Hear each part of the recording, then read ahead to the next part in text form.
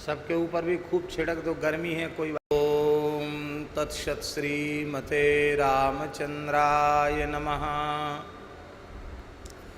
ओम नमः परमहंसास्वादित चरण कमल चिन्मकरंदाय भक्तजनमानस निवासाय श्रीरामचंद्राय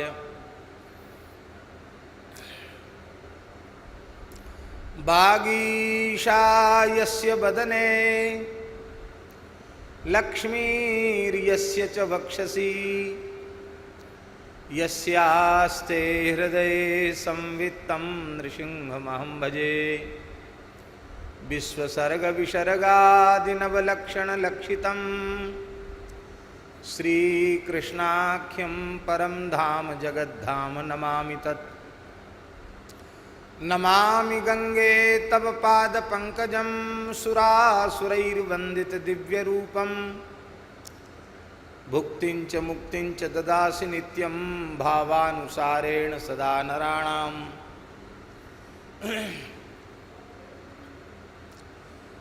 विष्णुपादाब्ज संभूते गंगे त्रिपथगामिनी ब्रह्मद्रवेति विख्याते पापं मे हरजाह्नवी। राधां कृष्णस्वरूपां वै कृष्णं राधास्वरूपिणं कलात्मानं निकुञ्जस्थं गुरुरूपं सदा भजे।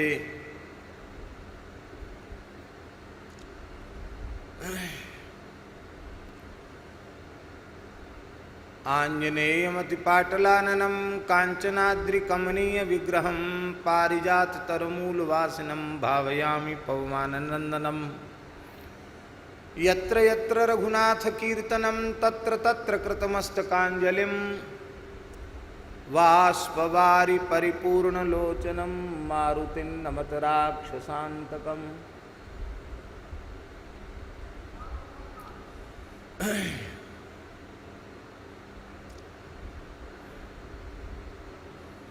प्रहलाद नारद पराशर पुंडरीक व्यासाम्बरीश शुक शौनक भीष्मदाल्भ्यान् रुक्मांगदार्जुन वसिष्ठ विभीषणादीन् पुण्यानिमान् परम भागवतान् नमामि। वाञ्छाकल्पतरुभ्यश्च कृपा सिन्धुभ्य एव च पतितानां पावनेभ्यो वैष्णवेभ्यो नमो नमः। सीतानाथ समारंभां श्रीरामानंदार्य मध्यमाम् अस्मदाचार्य पर्यन्तां वंदे गुरुपरंपराम्। भक्त भक्ति भगवंत गुरु चतुर नाम बपुएक। इनके पद बंदन किए नाशे विघ्न अनेक। नमो राम गुरुदेव जी जन कृत्रिकाल के बंद। विघ्न हरण मंगल करण श्री रामदास आनंद। बंदौ गुरुपद कंज कृपा सिंधु नर रूप हरि। महामोहतम पुंज जासु बचन रवि कर निकर। बंदौ तुलसी के चरण जिन कीन्हो जग काज। कलि समुद्र बूढ़त लख्यो प्रगट्यो सप्त जहाज। श्री राम जय जय राम।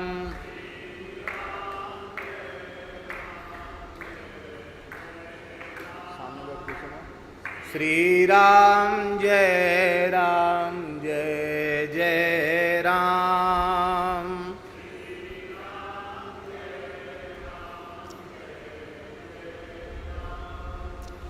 श्री राम जय जय राम।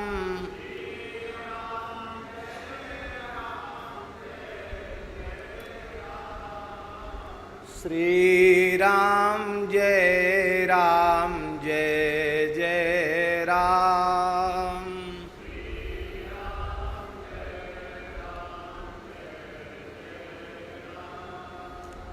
सीताराम जय सीताराम।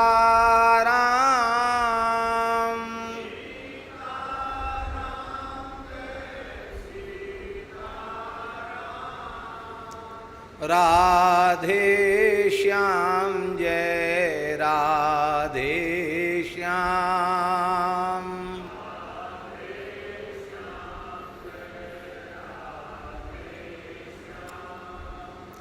जय जय श्यामा जय जय श्याम।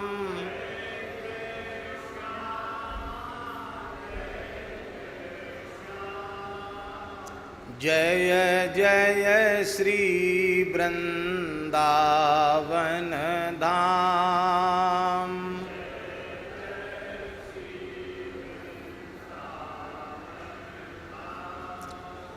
जय गौ माता जय गोपाल।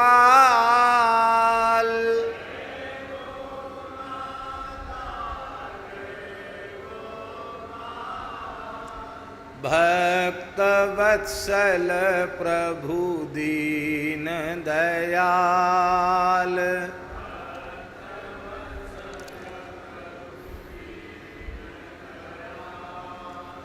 जय सिया राम जय जय हनुमान।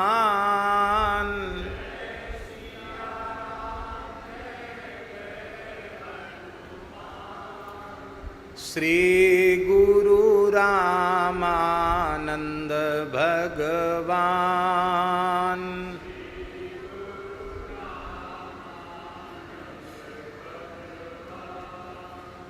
श्री राम जय जय राम।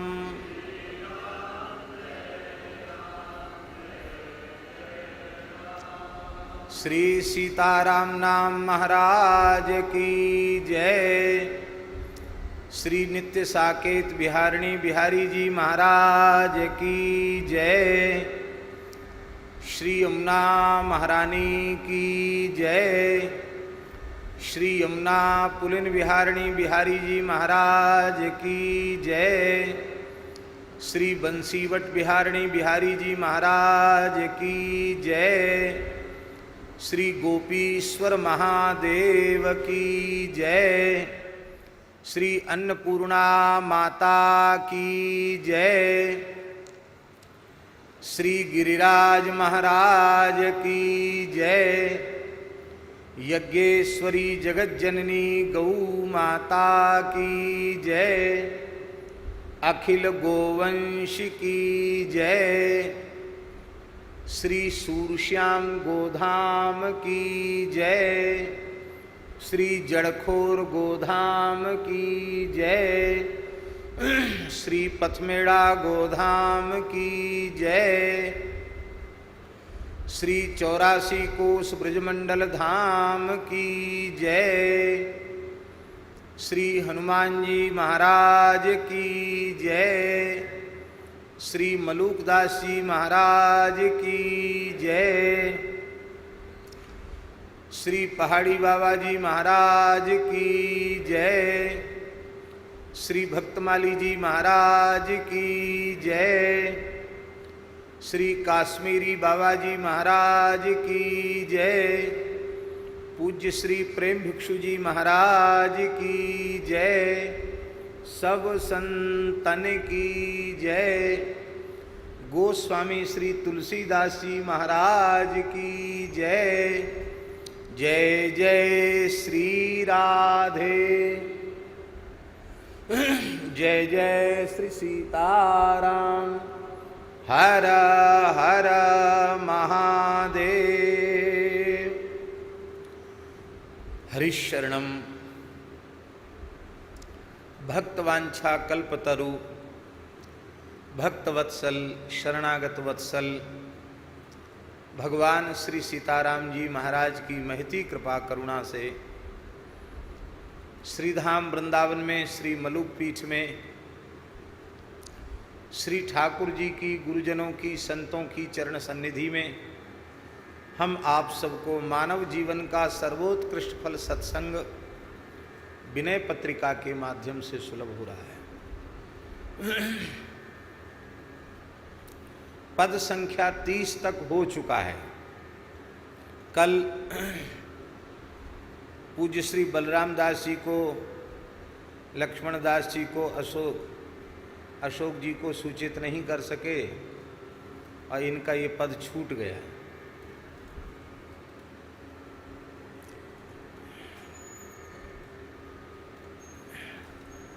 31वां पद था, 31वां पद कल हुआ।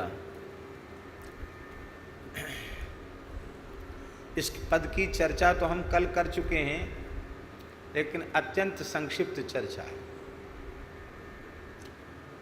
गोस्वामी जी कहते हैं, ताकी है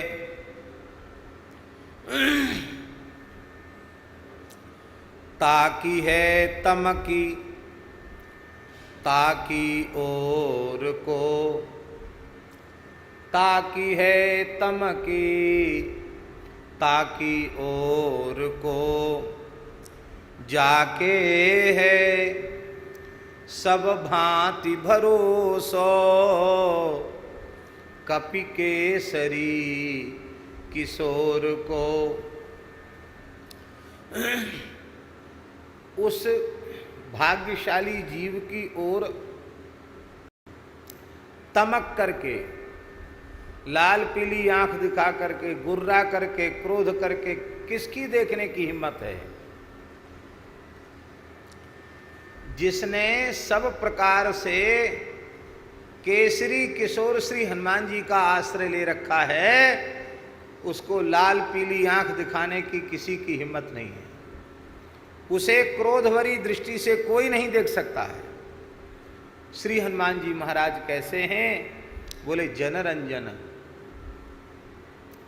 जो भगवदीय जन हैं, वैष्णव जन हैं, रसिक जन हैं, भक्त जन हैं, संत जन हैं, उनको आनंद देना यह स्वभाव है हनुमान जी का।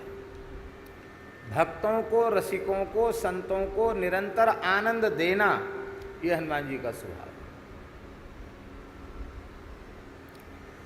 है। अरिगंजन। अब प्रश्न उठा कि जनरंजन, जनों का रंजन कैसे करते हैं?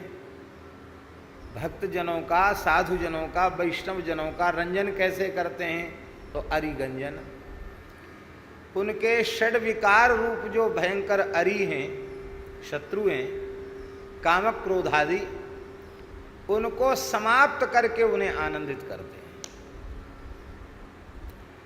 जब तक चित्त निर्विकार नहीं होगा, तब तक उसमें सहज आनंद की अभिव्यक्ति हो ही नहीं सकती। तो हनुमान जी ऐसी कृपा करते हैं कि उसके कामक क्रोधादि शत्रुओं का विनाश कर देते हैं।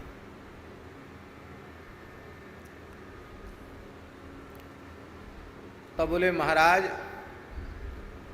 आपने सामान्य समझ रखा है काम क्रोधादि विकारों को, शत्रुओं को। ये एक एक वीर ऐसे हैं जिन्होंने त्रिभुवन पर विजय प्राप्त कर ली है, बड़े बड़े लोगों को धूल चटा दी है। बोले मुख भंजन खल बर जोर को, जो बड़े जोर के खल हैं, दुष्ट हैं, बड़े प्रभावशाली हैं, जिन्होंने तीनों लोगों को अपने कब्जे में कर रखा है, ऐसे त्रिलोक विजयी खलों का भी एक थप्पड़ में मुख भंजन, मुंह तोड़ देते हैं हनुमान जी। दूसरा अर्थ ये है कि त्रिलोक विजयी जो रावण आदि हैं, उनको एक एक थप्पड़ में ही उनके होश ठिकाने आ गए। इतने वीर हैं हनुमान जी, तो ये क्या कर लेंगे ये विकार। एक भाव और है, कथनचित भगवान के भक्त से कोई दुष्ट अकारण विरोध करता है तो उसे हनुमान जी से प्रार्थना करने की आवश्यकता नहीं है। हनुमान जी की ये सेवा राम जी के द्वारा दी गई है। साधु संत के तुम रखवारे, असुर निकंदन राम दुलारे। हमारे पूज्य महाराज जी भक्तमाली जी महाराज कहते थे, महाराज जी कहते थे, साधु संत के तुम रखवारे, साधु संत हो जाओ तो हनुमान चालीसा पढ़कर रक्षा की प्रार्थना नहीं करनी पड़ेगी, क्योंकि साधु संत के तुम रखवारे। असुर निकंदन की प्रार्थना भी नहीं करनी पड़ेगी, क्योंकि साधु संत की रक्षा करेंगे, असुर निकंदन है, असुरों को समाप्त कर देने वाले हैं हनुमान जी। किंतु हमने वेश तो साधु संत का बना रखा है, महाराज जी के शब्द हैं ये, वेश तो साधु संत का बना रखा है, और भले ही 108 हनुमान चालीसा का पाठ रोज करते हैं, लेकिन हृदय कुटिलता, क्रूरता, दुष्टता से भरा हुआ है, तो फिर हनुमान चालीसा पढ़ने से भी रक्षा नहीं होगी, क्योंकि असुर निकंदन राम दुलारे। असुर कौन है? मानसी के अनुसार असुर कौन है? अलग से कोई सिंह पूंछ वाले नहीं। असुर कौन है? बाढ़े खल बहु चोर जुआरा, जेलम पट पर धन पर दारा। माँ नहीं मातु पिता नहीं देवा, साधुन सन करवा वहीं सेवा। जिनके यह आचरण भवानी, ते जानऊ निश्चर सम प्राणी। वे तो निश्चरों के समान हैं। वेद पुराण प्रगट पुरुषार्थ, सकल सुभट सिर मोर को। सकल सुभट सिरमौर जो हनुमान जी हैं, जितने उत्तम भट्ट हैं, उनमें सिरमौर जो शिरोमणि हनुमान जी हैं, सर्वश्रेष्ठ जो हनुमान जी हैं, उनका यश तो वेद पुराणों में खूब गाया गया है। उनकी कृपा से भक्तों को चारों प्रकार के पुरुषार्थ प्रकट हो जाते हैं उनके सामने, अर्थात उन्हें प्राप्त हो जाते हैं।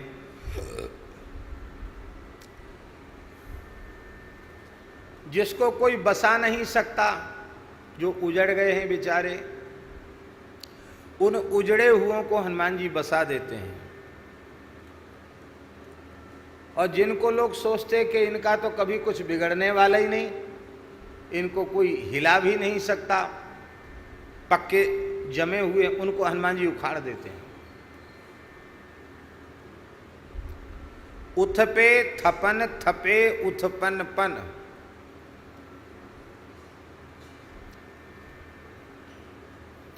त्रिलोक विजयी रावण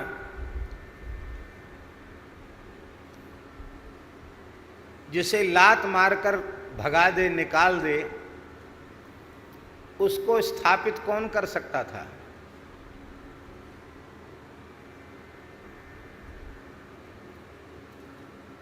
राम रावण युद्ध चल रहा है और देवता बोले जय हो जय हो जय हो, रावण के कान में पड़ गई। ये देवता आकाश में खड़े खड़े जय हो कर रहे हैं। दौड़ा रावण, जैसी दौड़ा तो गोस्वामी जी लिखते हैं, देवन तके मेरुगिरी खोहा। देवता मेरु मंदराचल की गुफा में घुस गए बेचारे, थर थर कांपने लगे। इतना प्रताप था रावण का। और उस रावण ने विभीषण को लात मारकर निकाल दिया, लंका से निष्कासित कर दिया। और उस उखड़े हुए को, उजड़े हुए को हनुमान जी ने ऐसा बसाया कि तुम्हरो मंत्र विभीषण माना, लंकेश्वर भय सब जग जाना।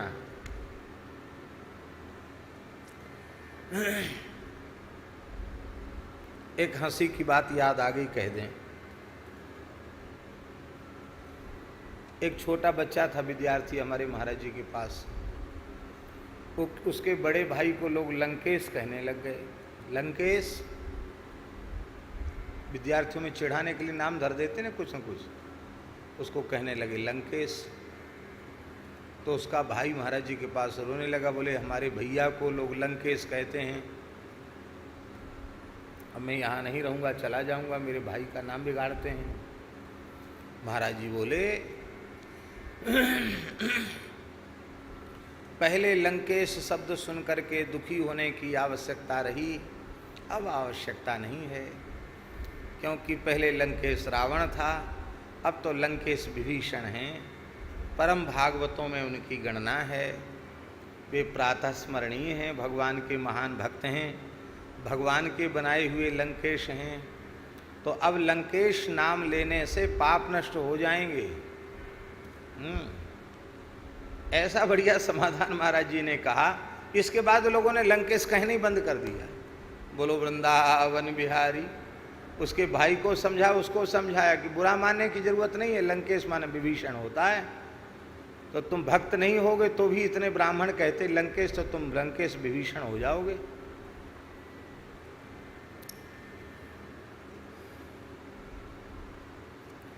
उत्पन थपन, थपे उत्पन। वानरराज बाली को कौन हिला सकता था अपने आसन से? किष्किंधा नरेश।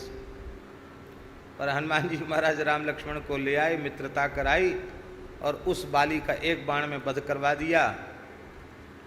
तो जो उजड़ नहीं सकता था उसको उजाड़ दिया। लंकावासी कभी सोच सकते थे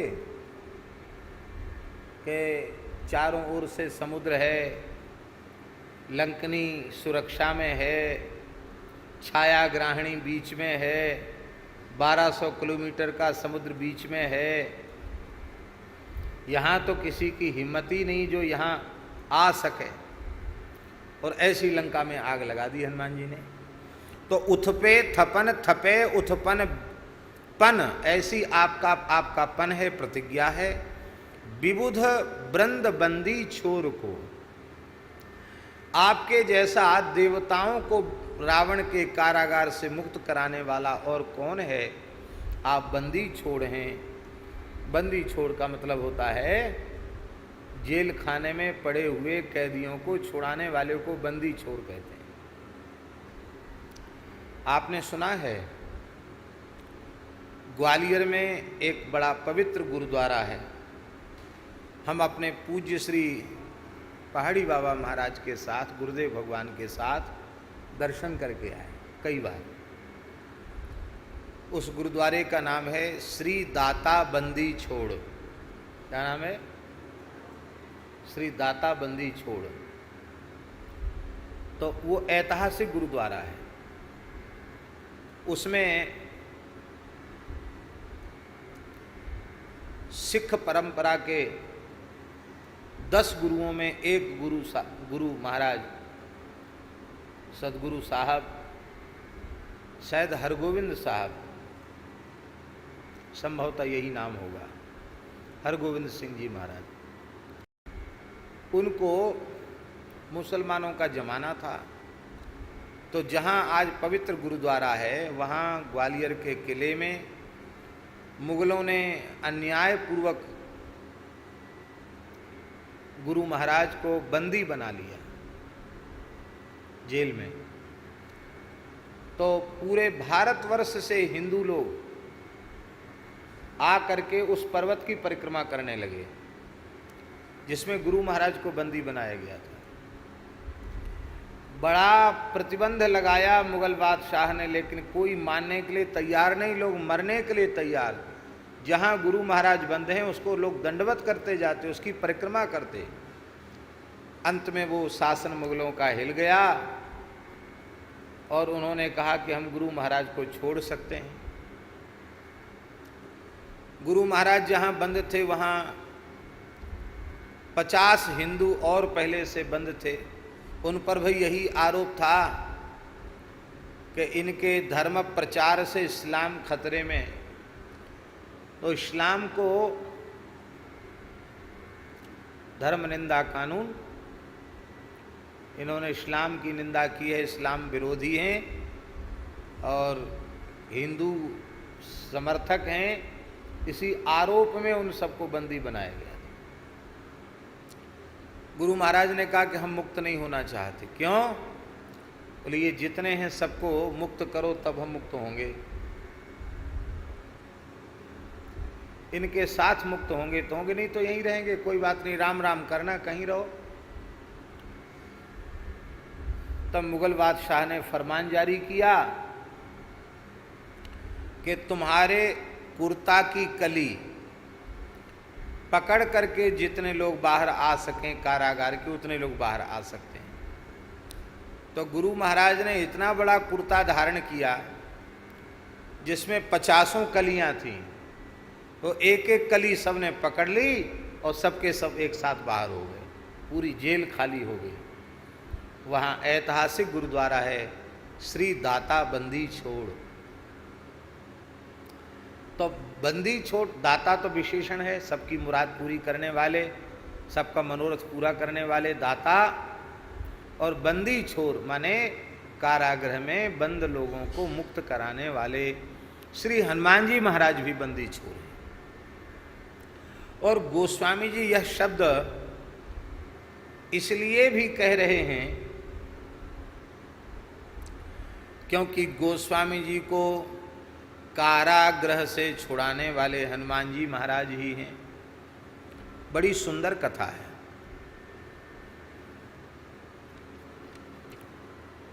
बोलो श्री हनुमान जी महाराज की जय।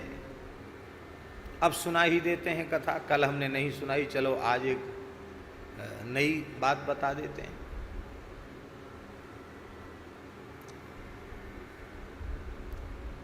गोस्वामी श्री तुलसीदास जी महाराज काशी में विराज रहे थे, वहीं अधिक समय गोस्वामी जी का व्यतीत हुआ। बादशाह अकबर ने निमंत्रण भेजा दिल्ली दरबार आने के लिए तुलसीदास जी को, और उसने पत्र लिखकर ये कहा कि आप आओ दिल्ली तो अच्छी बात है, और आप नहीं आ सकते हैं तो मुझे अनुमति दीजिए, मैं ही आपका दर्शन करने आऊं, पर मुझे आपसे मिलना बहुत जरूर है। इधर श्री नाभा गोस्वामी जी महाराज ने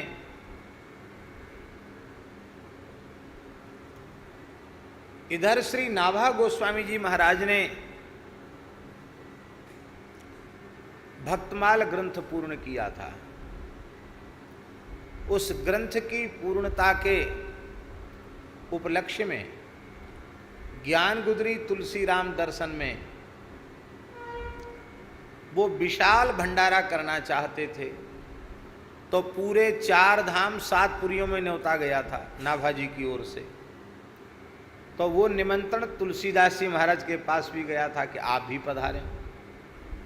तो गोस्वामी जी ने सोचा कि 2 बातें हैं, एक तो यहाँ भी जाना है और वहाँ भी,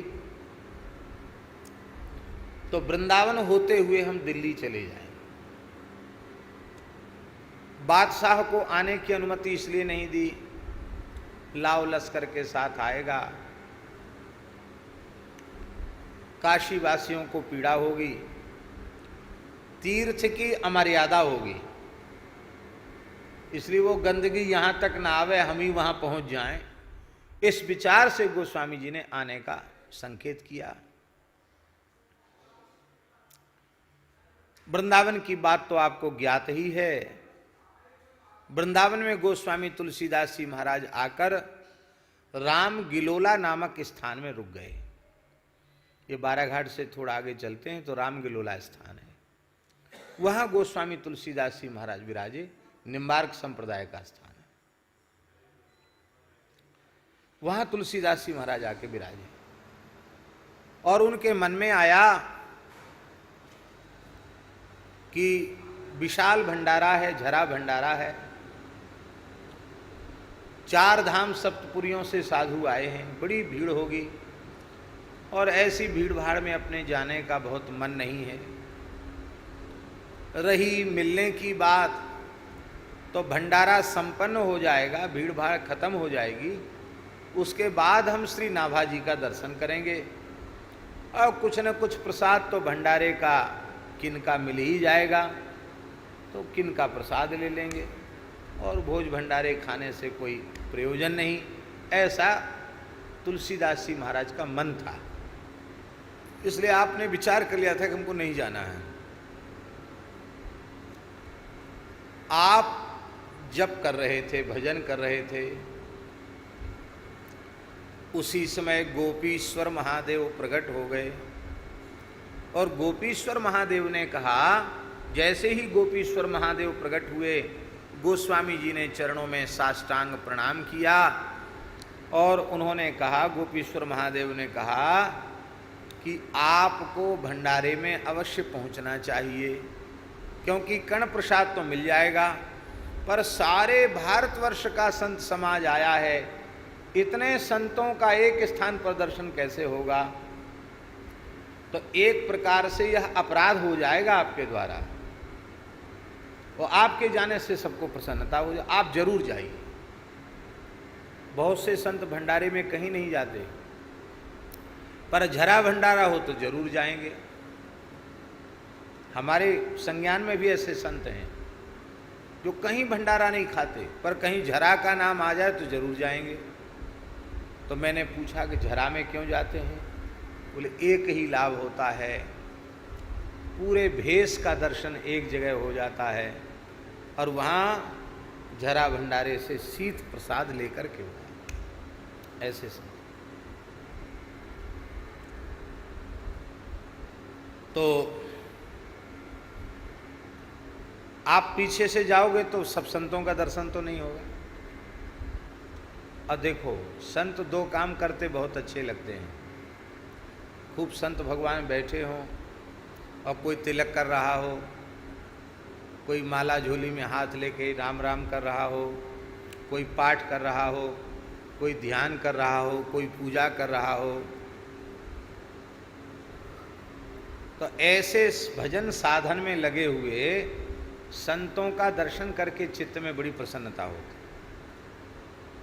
एक तो ये झांकी बहुत अच्छी संतों की होती है, और दूसरी झांकी बहुत उत्तम होती है, सिया हरि नारायण गोविंद भज रामा कृष्णा गोविंद, गोविंद गोविंद गाओगे प्रेम पदार्थ पाओगे।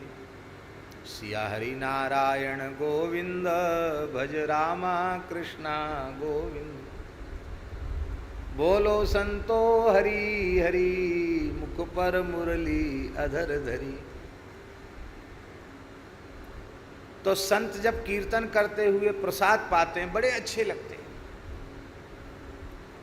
तो संतों का प्रसाद पाते हुए या भजन करते हुए दर्शन करना बड़ा दुर्लभ है। और देखो, एक बात बहुत बारीक बात है, समूह में जहाँ संतों की उपस्थिति होती है उसमें कोई न कोई एक भगवत प्राप्त महान सिद्ध संत अवश्य होता है। भले ही वो अंगला कंगला के रूप में हो, पहचान में ना आवे, देखने में खड़िया जैसा लगता हो, लेकिन कोई न कोई एक महान संत अवश्य वहाँ आता है। जीवन मुक्त भगवत प्राप्त संत आता है। ऐसा महापुरुषों का अनुभव है। इसलिए झरा की पंगत में दर्शन करना चाहिए। गोस्वामी जी जो आज्ञा कहकर चले, यहाँ पंगत बैठ गई थी। अब इतनी भीड़ थी महाराज, पूरा जमुना किनारा पंगत से भरा हुआ था, हजारों साधु थे। सबसे किनारे जहाँ संतों की पगदासी उतरी थी, पगदासी जानते ना, जूती पान ही, वहाँ गोस्वामी जी बैठ गए। परिचय नहीं दिया कि मैं रामचरितमानस का प्रणेता गोस्वामी तुलसीदास हूँ और मेरे लिए कहाँ सिंहासन तैयार है, पावड़े बिछे कि नहीं बिछे, ये सब नहीं। आराम से अमानी भाव से कहीं भी वो बैठ गए। और रसोईया तस्मई की बाल्टी लेके जैसे ही पहुंचा, पुराने महात्मा लोग अपना पात्र आदि रखते थे साथ में, और गोस्वामी जी तो परम विरक्त थे, करतल भिक्षा तरुतल वासः, वो चले आए ऐसे ही। तो कहाँ है तेरा पात्र खीर का? तो तुरंत उन्होंने एक संत की पान ही आगे कर दी, इसमें खीर भर दो।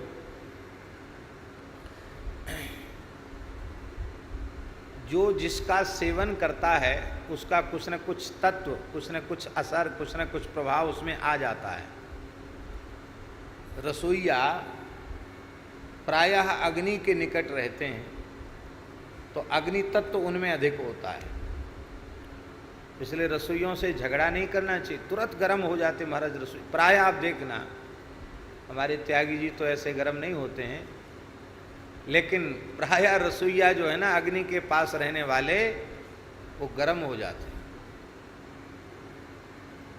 अग्नि तत्व कुछ न कुछ उनमें आ जाता है और स्वाभाविक है, सवेरे से बना रहे हैं और फिर कोई 3 2 5 करे तो गुस्सा तो आएगा। इतना सुनते ही वो बहुत जोर से चिल्लाया, अरे खड़िया कहीं का, जूती में खीर मांगता, कैसा साधु। हल्ला गुल्ला सुना तो श्री नाभाजी महाराज पंगत में घूम ही रहे थे, दौड़े हुए नाभाजी आ गए। अरे संत को कोई अनुचित न बोले, क्योंकि ये तो भक्तमाल की पूर्णता का भंडारा है, किसी भी संत का तिरस्कार न हो जाए। दौड़े, क्या बात है? लोगों ने कहा महाराज ये पता नहीं कैसा साधु आया, संत की जूती में खीर मांगता है। नाभाजी ने देखा, ध्यान करने लगे कि इनका दर्शन तो मुझे ध्यान में हो चुका है, ये कौन है? थोड़ा भ्रम जैसा हुआ। कहा भगवान यद्यपि आपका ध्यान में मुझे दर्शन हो चुका है, लेकिन आप कृपा करके स्वयं ही बतावें आपका परिचय। तो गोस्वामी जी ने बड़ी विनम्रता से हाथ जोड़कर कहा, इस दीनहीन को लोग तुलसीदास कहते हैं। ये कहा, नाभाजी साष्टांग पड़ गए, बोले महाराज आप यहाँ आकर विराज गए, ये जूता में खीर किस लिए? तो गोस्वामी जी रोने लग गए और उन्होंने कहा, तुलसी जिनके मुखन ते दो केहू निकसत राम, तिनके पग की पग तरी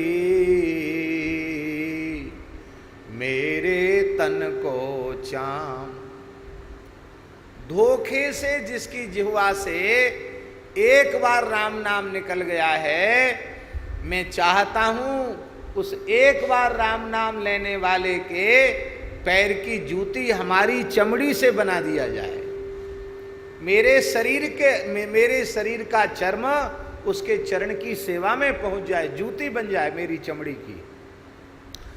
और जो संत अहरनिश राम नाम भगवान नाम का जप करते हैं, उन संतों की चरण रज जिसे प्राप्त हो चुकी है, ब्रजरज में लौट चुकी है न जाने कितने समय से, ऐसी जूती जिसमें ब्रजरज भी है, संत चरणरज भी है, और उसमें प्रसाद यदि हमारे उदर में जाएगा तो हमारे जैसे अधमाधम के भी उद्धार में संदेह नहीं रह जाएगा। इसलिए हमारे विचार से तो संत की पान ही से श्रेष्ठ कोई पात्र मेरे जैसे के लिए तो नहीं। नाभाजी बोले भंडारा पूरा हो गया। क्यों? बोले हमको सुमेरु की खोज थी कि भक्तमाल का सुमेरु कौन बने, तो संत की पान ही में जिसकी ऐसी श्रद्धा हो वही भक्तमाल का सुमेरु हो सकता है। और तब से नाभाजी ने भक्तमाल सुमेरु के रूप में उनका स्मरण किया। कलि कुटिल जीव निस्तार हित वाल्मीकि तुलसी भयो। बोलो गोस्वामी श्री तुलसीदास जी महाराज की। यहां से तुलसीदास जी महाराज दिल्ली पधारे, सहज संदेश भेजते कि हम अमुक समय आ रहे हैं, तो क्या कहते हैं उसको, आगे पीछे चलने वाली गाड़ी को क्या कहते हैं सुख जी? नहीं नहीं,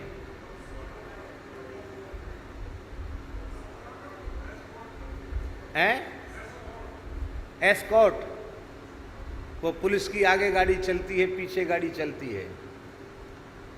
तो आज के छोटे मोटे लोग इतनी व्यवस्था कर देते हैं, तो बादशाह ने बुलाया है विधिवत, और संदेश जाता तो क्या बादशाह व्यवस्था नहीं कर सकता था? पर सदा रहें अपन पो दुराए, सब विधि कुशल कुवेश बनाए, सब ही मान प्रद आप अमानी। ऐसे संत होते हैं। तुलसीदास जी वृंदावन से पैदल काशी से पैदल चल के वृंदावन आए थे, और वृंदावन से पैदल चलकर दिल्ली पहुंच गए। मोबाइल का, टीवी का, सोशल मीडिया का जमाना होता तो कुछ पोस्टर बैनर उनके भी चिपक जाते। फोटो खींचने का उतना रिवाज नहीं था, फोटो खींचता ही नहीं थी, मशीनें नहीं थी, हाथ से फोटो बनाए जाते थे। तो ये भी कोई पहचानता नहीं था कि यही तुलसीदास जी हैं। वे सहज भाव से दिल्ली दरबार में अकबर के यहाँ पहुँचे। अकबर को पता चला कि संत तुलसीदास जी आए हैं। उसने बड़े प्रेम से उठकर अपने आसन से आदर किया। आओ महाराज, विराजो। आपने सूचना क्यों नहीं भेज दी? आप स्वयं कष्ट करके यहाँ तक चले आए, हम व्यवस्था कर दे। बोले नहीं, हमारे पास राम जी की दी हुई व्यवस्था है, हम अपनी व्यवस्था से चले आए।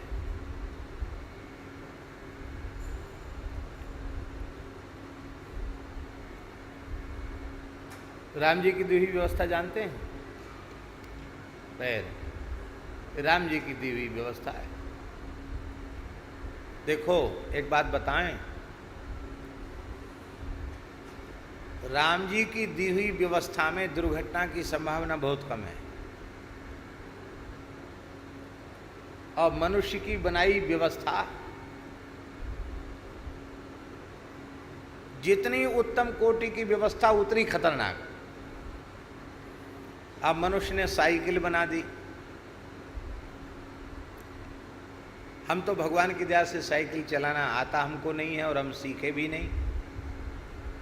पर लोग कहते हैं कि साइकिल चलाना जो सीखता है उसके एक दो बार घोंटू जरूर छिलते हैं, गिरता जरूर है, ऐसा हमने सुना है, देखा भी है।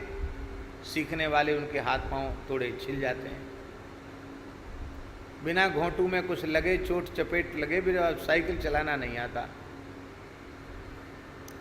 तो अब देखो मनुष्य की बनाई हुई व्यवस्था खतरनाक हुई कि नहीं हुई? और कथनचित साइकिल रोड पर चल रही है और किसी बड़े वाहन के नीचे आ गई तो कुछ बचेगा? साइकिल में अपना श्रम लगता है, उसमें कम दुर्घटना की संभावना है, किंतु द्रुत गति से भागने वाली मोटरसाइकिल, स्कूटर, इनमें और ज्यादा दुर्घटना की संभावना है। इससे अधिक दुर्घटना की संभावना चार पहिया के वाहन में। आमने सामने की भिड़ंत हो जाए तो महाराज क्या कहना, पर खचे उड़ जाते हैं। बोले रेल की व्यवस्था बहुत अच्छी आदमी की बनाई हुई है ना, जब तक ठीक ठाक गाड़ी पटरी पर चल रही है तब तक तो ठीक है, और कहीं पटरी से उतर गई तो ऐसे डिब्बा में डिब्बा घुसते हैं कि फिर पहचान में ही नहीं आता, शरीरों की शिनाख्त भी नहीं हो पाती है कि कौन मरा। और सच्ची बात कहें तो जो रिजर्वेशन में होते हैं एसी कोच वगैरह में, उनकी तो फिर भी सूची बन जाती है। जो जनरल में होते हैं वो चाहे जितने मर जाए उनकी तो गिनती नहीं करती सरकार।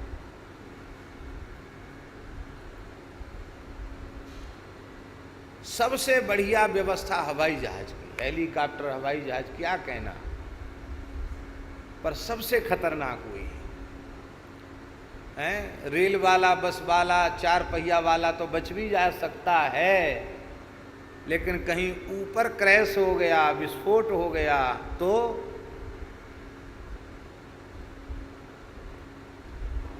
हम तो जैसे ही जहाज में बैठते हैं, अब तो भगवान ने बड़ी करुणा की है, एकदम वृंदावन धाम का वास मिल रहा है, तो सबसे पहले यही बोलते हैं, जैत चित बोलो रामो लक्ष्मण से महाबला, राजा जयति सुग्रीवो राघवेण पालिता।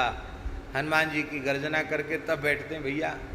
और जितनी देर बैठे हवाई जहाज में उतनी देर समझो काल के मुंह में है। घंटा भर बैठो चाहे 2 घंटा, उतनी देर काल के मुहड़े में है।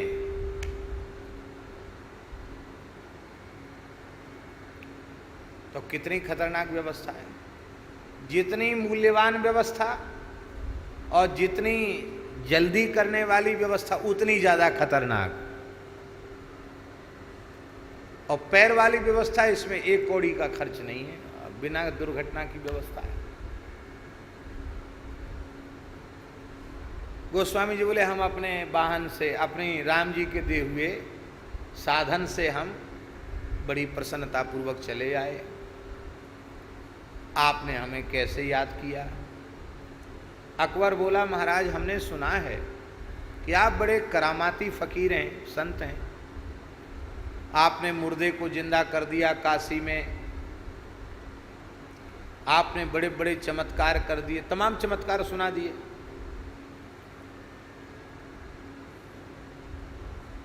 ये सब बात हमारे कानों में पक्के सूत्रों से आई। तो यहाँ सबकी जिज्ञासा है, 2-4 करामात के नुक्से पेश कीजिए।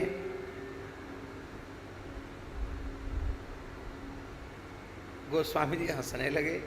उन्होंने कहा, हम जादूगर नहीं हैं जो करामात के नुक्से यहाँ पेश करें। हम करामात नहीं जानते, हम तो केवल और केवल श्री राम नाम ही जानते हैं। दूसरी करामात हमको नहीं आती है, दूसरी करामात हमको नहीं आती है। हम केवल राम नाम जानते हैं।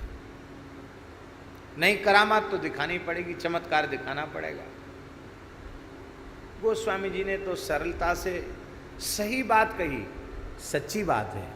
सच्चे संत चमत्कार कभी दिखाते नहीं हैं, सोचते भी नहीं हैं, क्योंकि लोक मान्यता अनल सम कर तप कानन दाह। संसार की प्रसिद्धि अग्नि के समान है, वो भजन रूपी साधन रूपी जंगल को जलाकर भस्म कर देती है। महापुरुष बड़े विचित्र होते हैं। हमारे पूज्य पहाड़ी बाबा महाराज ऐसे चमत्कारों के भंडार थे, पुराने संत थे ना, उनको बहुत सी चीज़ें इस प्रकार की थी उनके पास, विलक्षण। एक बार हमसे उन्होंने कहा, देखो बच्चा, पोथी के पंडित तो तुम हो, पर कोई करामात नहीं है तुम्हारे में, चमत्कार नहीं है। कहो तुम्हें एक चमत्कार सिखाऊं? महाराज जी आपकी जैसी इच्छा। बोले, एक चमत्कार है कि वो एक जुक्ति मुक्ति है। ऐसा करो, आप संकल्प कर लो तो पानी बरसेगा तो सही, पर आप संकल्प कर लो कि 1-2 बीघा में पानी न बरसे तो उतनी दूर में पानी नहीं बरसेगा। 2-4 एकड़ में भी पानी न बरसे तो नहीं बरसेगा। तो कहीं धार्मिक आयोजन हो रहा है, अब यज्ञ हो रहा, पंडाल की व्यवस्था नहीं है और पानी बरसने लग गया, हाहाकार, सब उजड़ने वाला है, तो आप संकल्प करके बैठ जाओ तो उतनी दूर में पानी नहीं बरसेगा। इससे क्या होगा कि एक चमत्कार होगा कि चारों ओर पानी बरस रहा है मूसलाधार, और यहाँ एक बूंद पानी नहीं, सबके कपड़े सूखे। फिर चमत्कार होगा तो चमत्कार को नमस्कार, फिर भेंट दक्षिणा खूब आवेगी, जय जयकार होगी, तमाम चेला हो जाएंगे।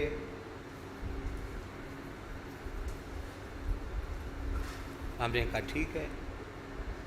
तो सूर्य ग्रहण का समय आया, और वो सूर्य ग्रहण के समय की एक विधि थी। विधि कोई ऐसी नहीं थी, तामसी विधि नहीं थी, बहुत सात्विक विधि, मंत्राज का ही जप था और कुछ नहीं, पर एक उसकी विशिष्ट विधि थी। इस विधि से कुछ करना है, फिर वो सिद्धि हो जाएगी। तो जैसा उन्होंने बताया था वैसा दास ने किया, और एक गोली तैयार करनी होती उस विधि से, मिट्टी की। वो सारी बात बताई नहीं जा सकती है, बताने से कोई प्रयोजन भी नहीं है। तो उस गोली को यहाँ दबा लो और बैठ जाओ, भजन करने लग जाओ। तो फिर सब संकल्प कर लो कि 2 एकड़ 5 एकड़ में पानी न बरसे, तो नहीं बरसेगा पानी। तो उनकी कृपा से हमने वो सब मतलब वो चीज़ तो तैयार कर ली। अब हम बड़े प्रसन्न के अब तो पानी बरसेगा तब इसका प्रयोग करेंगे। तो हम बैठे थे, शाम का समय था, और महाराज जी बाहर नीम के नीचे बैठे रहते थे। जैसे हमने दंडोत प्रणाम किया तो सहज ही बोलने लग गए, रामचरितमानस पढ़ते हो? हमने कहा महाराज जी रोज तो नहीं पढ़ते, कभी कभी पढ़ लेते हैं। अच्छा, वाह, उसमें ये चौपाई सुनी तुमने, पढ़ी? कौन सी? बोले, इंद्री द्वार झरोखे नाना, तहाँ तहाँ सुर बैठे कर थाना, रिद्धि सिद्धि बहु प्रेरे भाई, बुद्धि लोभ दिखावे आई, होय बुद्धि जो परम सयानी, तिन तिन चितैन अनहित जानी, इंद्रिन सुरुन्न ज्ञान सुहाई, विषय भोग पर प्रीत सदाई, आवत देखें विषय बयारी, तुरतहि देहि कपाट उघारी। ये सब पढ़ा तो हम समझे नहीं क्या कह रहे हैं। फिर बोले, भगवत प्राप्ति के पथ पर चलने वाले साधकों को चमत्कार रिद्धि सिद्धि के चक्कर में नहीं पड़ना चाहिए। भजन करने वालों के सामने सिद्धियां अपने आप प्रकट हो जाती हैं, कहती हमको ले लो, पर यदि उनकी तरफ देख लिया तो फिर उसका कल्याण नहीं होगा। बोले क्या होगा? लोक मान्यता अनलसम कर्तव्य का आनंदा, ये प्रसिद्धि बढ़ेगी, चमत्कार से नमस्कार होगा तो बाद में दंभ पाखंड का प्रवेश हो जाएगा और पतन हो जाएगा। इसलिए सीधे निष्काम भाव से राम राम करना, सिद्धि विद्धि के चक्कर में नहीं पड़ना, ऐसा उन्होंने कहा। अब हम मन में सोचें कि कुछ दिन पहले इन्हीं ने तो सिद्धि बताई, अब यही ऐसा कह रहे हैं कि जीव कल्याण से वंचित हो जाता है। जो कल्याण से ही वंचित हो जाएंगे तो भैया गोली धर के हम करेंगे ही क्या? तो हम सीधे गए और वो गोली जहाँ गुप्त जगह रखी थी उठा के जमुना जी में पधराए आए। ऐसे अंतर्यामी थे महाराज जी कि फिर दूसरे दिन हम आए तो हमारी तरफ देखकर बड़े जोर से हंसे, प्रसन्न हुए। बोले, सिद्धि जमुना जी में विसर्जित करे आए अपने आप? हमने सिर झुका लिया, वाह बहुत अच्छा, बहुत अच्छा, पीठ ठोकी, बहुत अच्छा, बहुत अच्छा।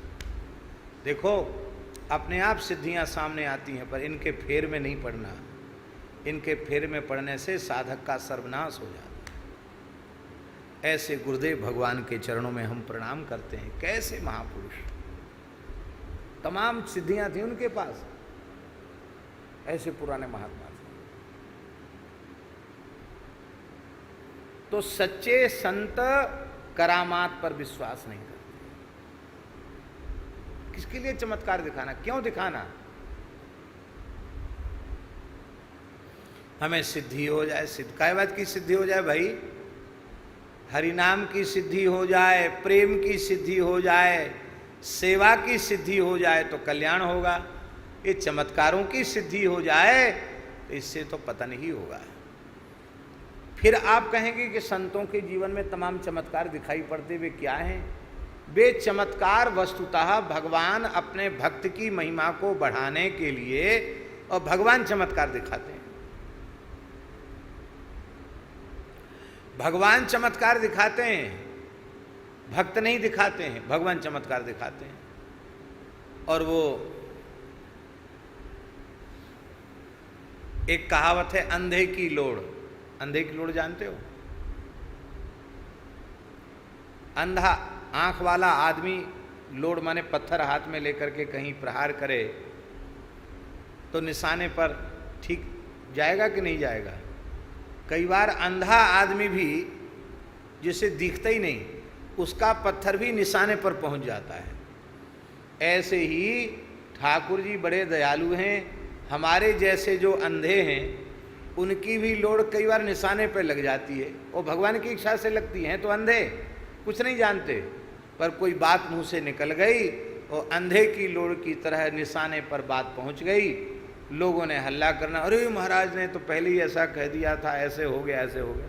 अरे हो बाबा, कुछ नहीं गया, ये सब भगवान की इच्छा है, भगवान की लीला है।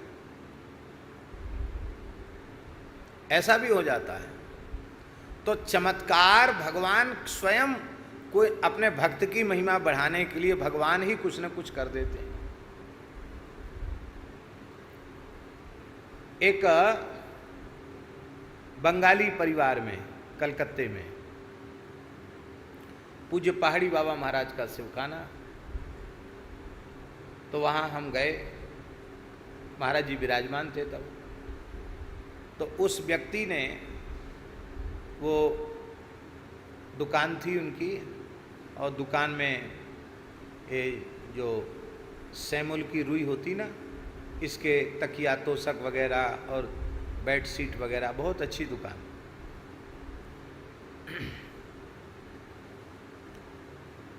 उसके यहाँ पधरावनी हुई, एक ही लड़की उसके, और कोई संतान नहीं, पति पत्नी और एक पुत्री। वो रोने लगे, एकांत था, सबके सब रोने लगे। मैंने कही हुआ क्या है इनको, ये रो क्यों रहे हैं? रोए भाई, आप लोग क्यों रो रहे हैं, इतने दुखी क्यों हैं? बोले महाराज हम पूरे परिवार सहित जहर खा के मरना चाहते हैं, पूरा परिवार विष खाकर मरना चाहता है। क्यों? बोले महाराज मकान हमारा बड़ा था, एक व्यक्ति को किराए से रखा नीचे मंजिल पे, ऊपर में हम रहेंगे। कुछ समय तो उसने किराया दिया, महीना 2 महीना, उसके बाद किराया भी बंद कर दिया। वो बहुत बड़ा नेता है, बड़ा गुंडा आदमी है। अब हमको यहाँ से भगाना चाहता है। अब हम अपना पैतृक मकान छोड़ के, कलकत्ते जैसे शहर में इतनी अच्छी जगह छोड़ के हम कहाँ जाएं? और मेरी बच्ची पढ़ने जाती है, कहीं बच्ची के साथ कोई घटना न घट जाए। मेरी पत्नी घर में अकेली रहती, यहाँ कोई घटना न घट जाए। मैं डर के मारे दुकान भी नहीं जाता हूँ, मेरी व्यापार भी चौपट हो रहा है। अब कोई उपाय नहीं। मैंने कहा आप पुलिस में खबर करो। तो कम्युनिस्टों का शासन था उस समय। बोले महाराज उसी का नेता है वो, हमारी सुनवाई कहीं नहीं है, हम हार करके तब यहाँ बैठे हैं।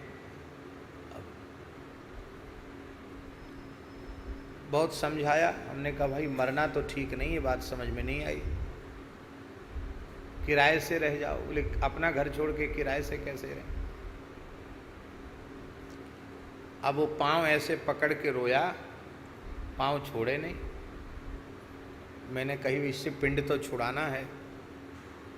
तो हमने ऐसे ही सहज कहा कि देखो भाई पाँव तो छोड़ दो, 4 महीने के भीतर ये अपने आप मकान खाली करके चला जाएगा और तुम्हारा संकट समाप्त हो जाएगा। ये कहना नहीं चाहिए था, लेकिन अब वो एक समस्या थी तो मुंह से कह दिया। भगवान सब मंगल करेंगे, 4 महीने के भीतर ऐसा हो जाएगा। पर एक शर्त है, आत्महत्या की मत सोचना। तुम लोग सब भजन करो, गुरुदेव का स्मरण करो, पहाड़ी बाबा का स्मरण करो, सबका मंगल होगा। ये तो सहज घटना थी। उसके बाद हम वृंदावन आ गए और इधर क्या हुआ महाराज जी, वो जो कब्जा किए था ना मकान पे, उसके यहाँ उपद्रव शुरू। कोई घूम रहा है, कोई माथा पटक रहा है, कोई मरणासन्न पड़ा है अपने आप। उसके दिमाग में क्या घुस गया, एक बाबा जी वृंदावन से आया था, जटा वाला बाबा जी आया था, वो कुछ न कुछ यहाँ कर गया है। जब से वो कर गया तब से सबकी हालत खराब है। जबकि सच्ची बात है, हम वृंदावन में आप सबके मध्य बैठे हैं, कभी किसी प्राणी के अशुभ का संकल्प भला हम क्यों करेंगे? और ऐसी कोई चीज़ तंत्र मंत्र टटका टोना, किसी को खून की उल्टी आने लग जाए, ऐसी उटपटांग चीज़ें तो हम कभी सोच भी नहीं सकते सपने में। लेकिन वो सब उपद्रव शुरू हो गया उसके घर में। और 4 महीने के तो क्या चले, 15 दिन के भीतर उसको इतना नुकसान कि उसने उस व्यक्ति को, बंगाली को बुलाया। बोले तुम्हारे यहाँ वो गुरु महाराज आए थे, तब से मेरी हालत ख़राब है। अब हमने कुछ गुणियों को भी दिखाया है, वो कहते मकान छोड़ दो तत्काल, तो आप अपना बाकी किराया ले लो और ये चाबी लो, हम जा रहे हैं। 4 महीने के तो क्या चले, हमारा 15 दिन में ही खाली करके भाग गया। और भाग तो गया, अलग उसका मकान भी था उस व्यक्ति का, लेकिन उसमें नहीं रह रहा था, उसमें चला गया। और इतना डर गया कि बोला भाई देखो माफ़ करना, अब हमारा तुम्हारा झगड़ा नहीं है, अब अपने गुरु महाराज से हमारे लिए फिर कुछ करवा मत देना, अब हम तुमको कुछ नहीं सताएंगे, कुछ बोलेंगे नहीं। वहाँ से तत्काल खबर आई, ऐसे ऐसे घटना घट गई। बड़ा हल्ला मचा महाराज कलकत्ता शहर में, जो महाराज जी के सेवखाने में ऐसा हो गया, ऐसा हो गया, ऐसा हो गया, अब आपको आना पड़ेगा और फिर कि ये होगा वो होगा। हमने कि हम आएंगे तो नहीं, 24 घंटे का वहाँ हरिनाम संकीर्तन कराओ और कुछ ब्राह्मणों को, वैष्णवों को भगवत प्रसाद पवाओ। अभी कोई चमत्कार है दिखाया तो नहीं गया, और भगवान ने झूठी बात को भी सत्य कर दिया। कोई चमत्कार नहीं, कोई सिद्धि नहीं, अपने बचाव के लिए ये कहा, पर ठाकुर जी ने लाज रख दी। तो ऐसे ही भगवान कृपा करके कुछ न कुछ लीला किया करते हैं। सच्चे संत चमत्कार के फेर में नहीं पड़ते हैं। गोस्वामी तुलसीदास जी विनम्रता दिखा रहे थे, वो नहीं भाई हम तो कोई चमत्कार जानते नहीं है। इतना सुनती बादशाह अकबर की त्योरी चढ़ी। बोले जानते हो मैं मुल्क का जहां पनाह बादशाह हूं, और मेरे सामने मेरी प्रार्थना को, अर्ज को ठुकराने का क्या परिणाम हो सकता है। गोस्वामी जी ने हंसकर कहा, राम जी के सभी विधान मंगलमय, जो होगा सो होगा, पर जो चीज़ हम जानते नहीं तो हम कैसे बतावें। बादशाह अकबर ने कहा इनको बंद कर दो, जेल में, कारागार में डाल दो। गोस्वामी तुलसीदास जी को कारागार में डाल दिया गया। ये कपोल कल्पित कथा नहीं है, मूल गोसाई चरित्र तुलसीदास जी के चरित्र में ये कथा है। जेल में डाल दिया। गोस्वामी जी ने एक बार भी भगवान को नहीं पुकारा कि हमको जेल से मुक्त करो।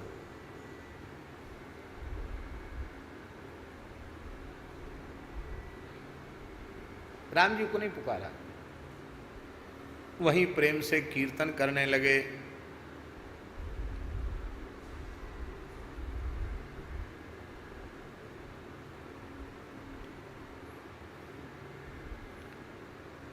अर्धरात्रि का समय था, श्री हनुमान जी प्रकट हो गए। श्री राम जय जय राम, श्री राम जय जय राम। दिव्य प्रकाश हुआ, हनुमान जी प्रकट हो गए। गोस्वामी जी ने प्रणाम किया। कहो तुलसीदास जी महाराज कैसे हैं, कुशल से तो हैं। देखो बहुत प्रेम है हनुमान जी से, इसलिए व्यंग में उन्होंने पूछा, कहो मौज में तो हैं, कुशल से तो हैं। तो उसी लहजे में गोस्वामी जी ने उत्तर दिया, जय हो प्रभु, आपकी कृपा से सब सुख देखने को मिले, यही एक बाकी था, आपकी कृपा से मिल गया। माने सब सुख तो देख लिए, जेल में बंद होना बाकी था, सो आपकी कृपा से हो गया। तो हनुमान जी हंसने लगे, बोले भाई इसी में बंद रहोगे कि कुछ चमत्कार दिखाओगे। गोस्वामी जी बोले चमत्कार, आप भी हंसी कर रहे हो, हम और चमत्कार, हम तो राम नाम को छोड़ के, आपको छोड़ के किसी को जानते नहीं। हनुमान जी बोले आप कहो तो सही, चमत्कारों का तो हम भंडार हैं, ऐसा पेट भर देंगे बादशाह का चमत्कार से कि फिर कभी किसी साधु को चमत्कार दिखाओ ऐसा हठ ही नहीं करेगा। अच्छा, गोस्वामी जी हंसने लगे, बोले तब तो फांस कट जाएगी, बहुत अच्छी बात है, बहुत महात्माओं को बुला बुला के कहता है चमत्कार दिखाओ, करामात दिखाओ, अच्छा है, बहुत अच्छी बात है, आपकी प्रसन्नता हो तो ऐसा करिए। अब हनुमान जी ने लीला की, और रामावतार के काल के 1000 बंदर बुला लिए हनुमान जी ने, उसकी भी कथा सुना देते। लंका में बंदरों को उपद्रव मचाने की आज्ञा राम जी की तरफ से मिल गई, आओ जाओ उत्पात मचाओ लंका में। तो हनुमान जी के नेतृत्व में तमाम बंदर उत्पात मचाने गए। 1000 बंदर जो है कंदमूल फल खाने के लिए जंगल में वो रह गए। वे जब आए और इधर से ये उत्पात मचा के ये लोग लौटे तो अपनी अपनी अनुभूतियां सुनाई, तो वो 1000 बंदर थे वो एकदम ऐसे हो गए, अरे हम तो बड़े चूक गए हैं।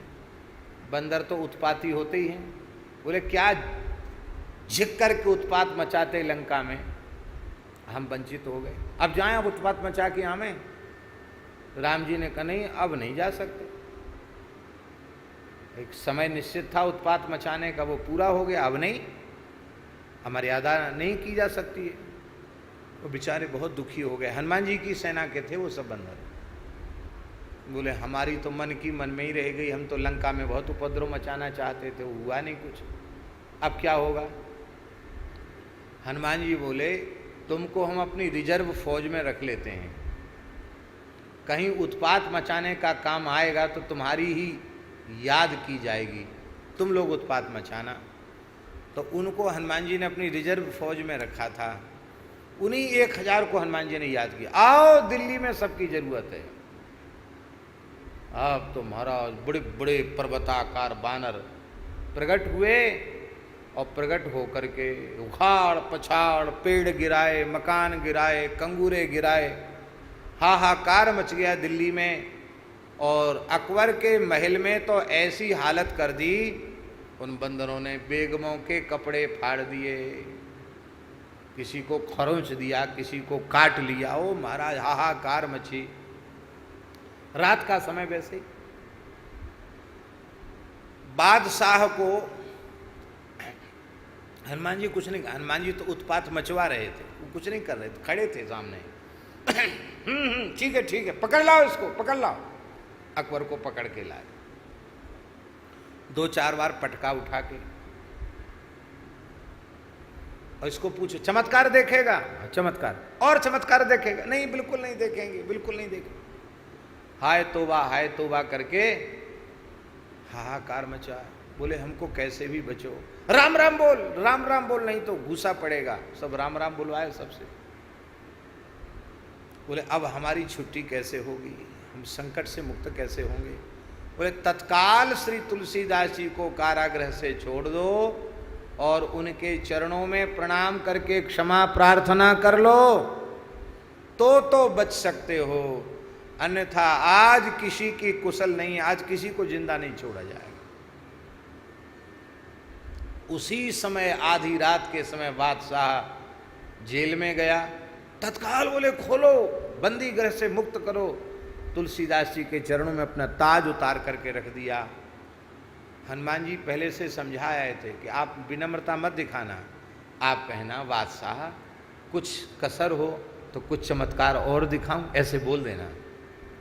तो हनुमान जी की आज्ञा से गोस्वामी जी ने कहा कहिए बादशाह सलामत, आप चमत्कार से प्रसन्न तो हैं, आप कहें तो कुछ और चमत्कार। नहीं अब चमत्कार नहीं। तो देखो और चमत्कार तो अब दिखाना पड़े, क्यों आप कहते थे करामात, तो करामात तो अभी शुरू हुई है, अभी तो आरंभ हुआ करामात का। बोले अब नहीं, तो यह प्रतिज्ञा करो कि किसी भी साधु को करामात के नाम पर परेशान नहीं किया जाएगा, किसी साधु को छेड़ा नहीं जाएगा, ये प्रतिज्ञा करो। महाराज कर ली प्रतिज्ञा। तो वहां हनुमान जी ने ही बंदी छोड़ गोस्वामी जी को कारागृह से छुड़ाया है, इसलिए इस पद में श्री तुलसीदास जी महाराज ने ये कहा है कि विबुध वृंद बंदी छोर को, देवताओं को तो आपने रावण के कारागृह से छुड़ाया ही, मुझे भी आपने मुगल बादशाह के कारागार से मुझे भी छुड़ाया, क्योंकि आप बंदी छोर हैं, बंदी में पड़े हुए। जो 7 बार पाठ कर कोई, छूटई बंदी महासुख होई। बंदी से छूट जाते हैं, ऐसी श्री हनुमान जी महाराज की महिमा है। गोस्वामी तुलसीदास जी ने कहा, अब इस किले में तुम नहीं रह सकते हो। क्यों? इसमें हनुमान जी का पदार्पण हो चुका है, इसमें हनुमान जी विराजमान होंगे और अब तुम इस किले में नहीं रह सकते हो, तुम्हें अलग निवास बनाना पड़ेगा। तो नया किला उसने बसाया, अकबर ने नया किला बनवाया। अभी भी वो किला जिसमें हनुमान जी पधारे थे, आज भी उसमें एक रात्रि भी कोई निवास नहीं कर सकता। और तुलसीदास जी महाराज के द्वारा प्रतिष्ठित हनुमान जी आज भी पुरानी दिल्ली में किले में, आज भी किले वाले हनुमान जी कहा जाता उनको, आज भी वो हनुमान जी हैं। ये ऐतिहासिक सत्य और तथ्य है। उन हनुमान जी के दर्शन को बड़े चमत्कारिक हनुमान जी दिल्ली में। तो ऐसे बंदी छोर श्री हनुमान जी महाराज हैं। जलधि लंघि दहि लंक प्रबल दल, दलन निशाचर घोर को। अर्थ स्पष्ट है, समुद्र लंघन किया, लंका को जलाया और बड़े बड़े निशाचरों का दलन कर दिया। आगे की पंक्ति में कहते हैं कि हनुमान जी का ये उत्प्रेक्षा है। बोले सवेरे सवेरे सूर्य भगवान लाल क्यों रहते हैं? कहते हैं एक बार हनुमान जी बचपन में निगल गए थे सूर्य को, लगता उसी डर के मारे सूर्य अब भी उदित होते हुए लाल ही दिखाई पड़ते हैं। जाको बाल विनोद समुझ दिन, डरत दिवाकर भोर को। सवेरे के सूर्य डरते हैं। जाकी चिबुक चोट चूरन कियो, रद मद कुलिश कठोर को। वज्र ठोड़ी में इंद्र ने मारा और वो वज्र भी कुंठित हो गया, कुछ नहीं कर पाए, थोड़ी ठोड़ी को छील पाया। ऐसा वज्र का भी मान मर्दन करने वाले श्री हनुमान जी महाराज के जैसा दूसरा कौन है? आगे कहते लोकपाल अनुकूल बिलोकिबो चाहत, बिलोचन कोर को। बड़े बड़े लोकपाल दिक्पाल भी चाहते हैं कि हनुमान जी की करुणा भरी दृष्टि हमारे ऊपर पड़ जाए, क्योंकि सदा अभय जय मंगलमय, जो सेवक रणरोर को। रणरोर रणधीर श्री हनुमान जी महाराज का जो सेवक है वो कभी किसी से डरता नहीं, सदा अभय। जय, उसकी कभी पराजय नहीं होती, सदा विजय होती है। जयमय, विजय से युक्त हो जाता है, मंगलमय हो जाता है जो श्री हनुमान जी का सेवक है। ऐसे भक्तों के लिए कल्प वृक्ष के समान और श्री राम प्रेम के परिपूर्ण चंद्रमा, श्री राम परिपूर्ण चंद्र, उनके चकोर। कहते हैं ऐसे तुलसीदास, ऐसे हनुमान जी महाराज से तुलसी फल चाख्यो करतल, जसु गावत गई बहोर को। तुलसीदास जी कहते हैं कि हम तो यही चाहते हैं कि भगवत प्रेम रूपी जो दिव्य अनुराग रूपी जो फल है वो फल हमको मिल जाए। आपका यश गान करने से चारों ही फल सहज ही मिल जाएंगे। बोलो भक्तवत्सल भगवान की जय, श्री हनुमान जी महाराज की। तो इस पद की कल हम चर्चा कर चुके थे, लेकिन आज पुनः हमने कर दिया। अब आगे का पद संख्या 32, और ये पद ऐतिहासिक पद कहा जाता है। कहते हैं कि इस पद के द्वारा ही गोस्वामी जी ने अकबर के कारागार में निरुद्ध होते समय, जब अकबर के कारागार में बंद थे, उस समय गोस्वामी जी महाराज ने इसी पद के द्वारा हनुमान जी को प्रेम भरा उल्हना दिया था। ये पद बहुत चमत्कारी है। बहुत सुंदर पद है, बहुत प्यारा पद है। ऐसी तो ही न बूझिए हनुमान हठीले, ऐसी तो ही न बूझिए हनुमान हठीले। साहिब कहूँ न राम से, साहिब कहूँ न तो से न उसीले, तो से न उसीले, ऐसी तो ही न बूझिए हनुमान हठीले, ऐसी तो ही न बूझिए हनुमान हठीले। तेरे देखत सिंह के शिशु में ढक लीले, तेरे देखत सिंह के शिशु में ढक लीले, जानत हो कलि तेरऊ मन गुण गन कीले, जानत हो कलि तेरऊ मन गुण गन कीले।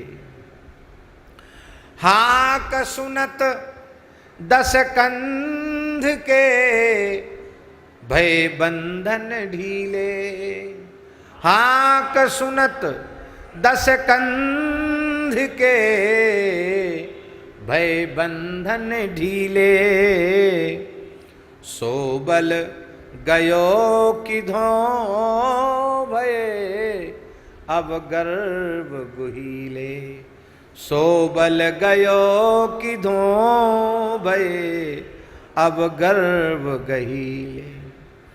ऐसी तो ही न बूझिए हनुमान हठीले, ऐसी तो ही न बूझिए हनुमान हठीले, हनुमान हठीले। सेवक को पर्दा फटे तू समरथ सीले, सेवक को पर्दा फटे तू समरथ सीले, अधिक आपुते आपुनो सुनिमान सहीले, अधिक आपते आपनो सुनुमान सहीले। ऐसी तो ही न बूझिए हनुमान हठीले, ऐसी तो ही न बूझिए हनुमान हठीले। सासत तुलसीदास की देखी सुजस तुहीले, सासत तुलसीदास की देखी सुजस तुहीले, तिहूं काल तिनको भलो, तिहूं काल तिनको भलो जे राम रंगीले, तिहूं काल तिनको भलो जे राम रंगीले। ऐसी तो ही न बूझिए हनुमान हठीले, ऐसी तो ही न बूझिए हनुमान हठीले। साहिब कहूँ न राम से तो से न उसीले, साहिब कहूँ न राम से, तो से न उसीले। रामचरितमानस में गोस्वामी तुलसीदास जी महाराज ने अत्यंत सावधानी से मर्यादाओं का निर्वहन किया है, पालन किया है। क्योंकि श्री रामचरित्र के द्वारा संपूर्ण समाज में भगवान श्री राम के जीवन की जो पवित्र मर्यादा है, भगवान श्री राम के जीवन की पवित्र मर्यादा को स्थापित करना चाहते हैं।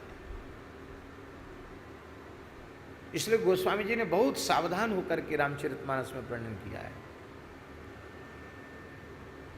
क्यों? क्योंकि उस ग्रंथ के माध्यम से वैदिक सदाचार की स्थापना संपूर्ण राष्ट्र और संपूर्ण मानव जाति में वे करना चाहते हैं। वर्णाश्रम को व्यवस्थित करना चाहते हैं, श्री राम जी के आदर्श मूल्यों की स्थापना करना चाहते हैं। लेकिन विनय पत्रिका में वह बात नहीं है। क्यों? क्या इससे अमर्यादा हो रही है? अमर्यादा भी नहीं हो रही है। कल ही मैंने कहा था और भी पहले कह चुका हूं कि गोस्वामी तुलसीदास जी महाराज का वैशिष्ट्य यह है कि संपूर्ण तुलसी साहित्य में, द्वादश ग्रंथावली में एक अक्षर भी अशास्त्रीय नहीं है। वेदादि शास्त्रों से गोस्वामी जी की लेखनी का कहीं भी विरोध नहीं है। इसलिए करपात्री जी महाराज कहा करते थे कि संत वाणियों में सभी वाणी हमारे गले के नीचे नहीं उतरती, पर एक तुलसीदास जी महाराज की वाणी ऐसी है जो पूरी तरह शास्त्र सम्मत होने के कारण 16 आना मुझे स्वीकार्य है। विनय पत्रिका में कोई अशास्त्रीय बात आप इतने दिन से सुन रहे हैं, लगभग 2 महीना होने जा रहा है। 2 महीना तो हो गया होगा। माने अब पता नहीं 2 महीना हुआ कि नहीं हुआ, कम है, हैं? हाँ, अभी एकादशी आएगी, उसको 2 महीना हो जाएगा। जी,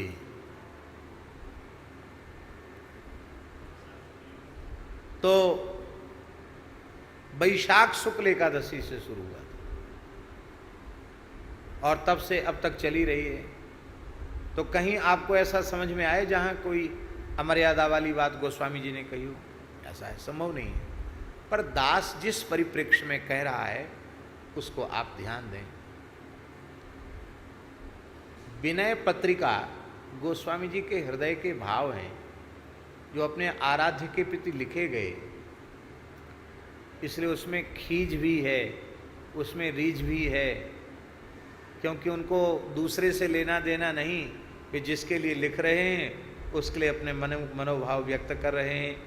तो इसमें प्रेम, जैसे उदाहरण हम आपको दें, श्रीमद् भागवत में राधा रानी का भ्रमर गीत,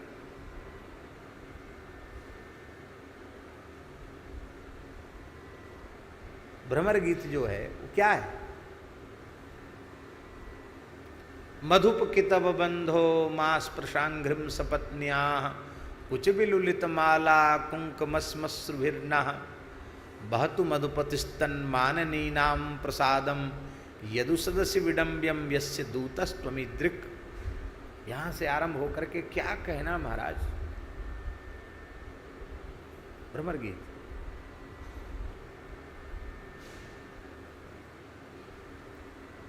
ठाकुर जी को क्या क्या नहीं कह दिया गया, ध्वांश तक कह दिया गया। व्याख्या नहीं करेंगे, अवसर भी नहीं, पर वे सबके सब जो वचन हैं वो प्रेम वैचित्री में कहे गए श्री जी के कंठ से निर्गत हैं और वह प्रेम तत्व का सार हैं। उसमें कहीं कोई अनुचित बात नहीं है। एक प्रेमी अपने प्रेमास्पद के प्रति जो प्रेम पूरित अंतःकरण से जो कुछ भावाभिव्यक्ति कर रहा है वह है वो। ऐसे ही यहाँ गोस्वामी जी बिल्कुल हनुमान जी से उनको कोई बहुत ज़्यादा प्रेम जहाँ हो जाता है वहाँ भय संकोच आदि भी ज़्यादा नहीं रह जाता। प्रेम में कसर नहीं है, आदर में कसर नहीं है, सम्मान की भावना भी न्यून नहीं है, लेकिन अतिशय प्रीति हो गई है तो फिर कीन प्रीति कछु बीच न राखा, फिर बीच में कुछ रहता नहीं, भेद कपट नहीं रहता।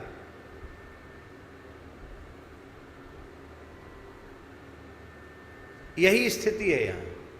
इसलिए हनुमान जी जिनका वो इतना स्तवन कर रहे हैं, हनुमान जी जिनका वह इतना गुणगान कर रहे हैं, उन हनुमान जी को इस पद में थोड़ी खरी खोटी भी सुना रहे हैं। उन हनुमान जी को थोड़ी खरी खोटी भी सुना रहे हैं। कहते हैं ऐसी तो ही न बूझिए हनुमान हठीले। अरे हठीले हनुमान, तुम्हें ऐसा नहीं करना चाहिए। हनुमान जी ने कहा हमने क्या कौन सा ऐसा अनुचित कार्य कर दिया जो आप आरोप लगा रहे हो कि तुम्हें ऐसा नहीं करना चाहिए। बोले वो सब हम कुछ नहीं जानते हैं। पुराने लोग पहले पत्र लिखते थे तो अब तो चिट्ठी लिखना ही बंद हो गया। तो एक वाक्य लिखते थे कि थोड़ा लिखा बहुत समझना, आगे आप स्वयं समझदार हैं।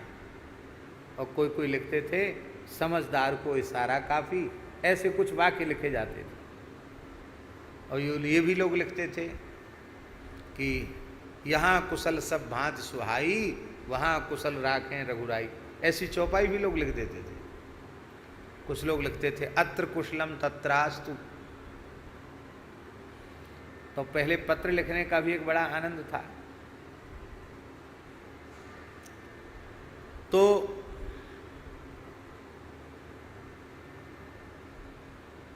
गोस्वामी जी कह रहे हैं, हनुमान जी ने पूछा कि ऐसा कौन सा हमने अनुचित कार्य कर दिया जो आप हमको कहते कि अरे हठीले हनुमान तुम्हें ऐसा नहीं चाहिए, ऐसा नहीं करना चाहिए। हमने क्या कर दिया ऐसा? हम कुछ नहीं कहेंगे। क्यों? समझदार को इशारा काफ़ी। अरे कोई अज्ञानी हो तो उसको तो समझाया बुझाया जाए। अब बुद्धिमताम वरिष्ठम, ज्ञानी नाम अग्रगण्यम को भी व्याख्या करके बताना पड़ेगा। और मेरे जैसा एक सामान्य जीव आपको बताएगा। आप तो भगवान सूर्य के विद्यार्थी हैं, आपने अपनी वाक चातुरी से भगवान श्री राम को मोहित कर लिया, मैं आपको क्या बताऊंगा? हनुमान जी हंसने लगे। हनुमान जी बोले अच्छा ऐसा है, तुम अब जो कुछ तुम्हारे मन में हो, खरी खोटी जो तुम कहना सो कहो। अच्छा हम नहीं जानते, लो समझ लिया, नहीं जानते। अब हम आज्ञा दे रहे हैं, तुमको कहना पड़ेगा। ऐसी तो ही न बूझिए हनुमान हठीले, तुम्हें ऐसा नहीं होना चाहिए महाराज। अरे हठीले हनुमान, तुम्हें तो कम से कम ऐसा नहीं होना चाहिए। क्या? बोले हम आपसे ही पूछते हैं। साहेब कहूँ न राम सो तो से न उसीले। हम तुमसे पूछते हैं, आपसे पूछते हैं कि भगवान श्री रामचंद्र जी के जैसा कोई स्वामी इस भुवन कोश ब्रह्मांड में है क्या, अथवा अनंत कोटि ब्रह्मांडों में है क्या? राम न देख्यु आन, राम जी के जैसे तो राम जी ही हैं। अस स्वभाव कहूँ सुनऊँ न देखऊँ, के ही खगेश रघुपति समलेखऊँ। रहती न प्रभु चित चूक किए की, करति सुरति से बार हिए की। जन अवगुण प्रभु मान न काऊ, दीन बंधुवती मृदुल स्वभाव, विश्वद्रोह कृत अघजहि लागा, शरण गयो प्रभु तदपि न त्यागा, कोटि विप्रबध लागे जाऊ, आयऊ शरण तजऊ नहीं ताऊ। इनके जैसा स्वभाव किसी का देखा सुना गया क्या? प्रभु तरु तर कपिडार पर, ते किए आप समान, तुलसी कहूँ न राम सो, साहिब सील निधान। तो राम जी के जैसा शील निधान कोई स्वामी नहीं है। और तो से न उसीले, उसीले का अर्थ क्या है? हम क्या कहें? तरफदारी करने वाला।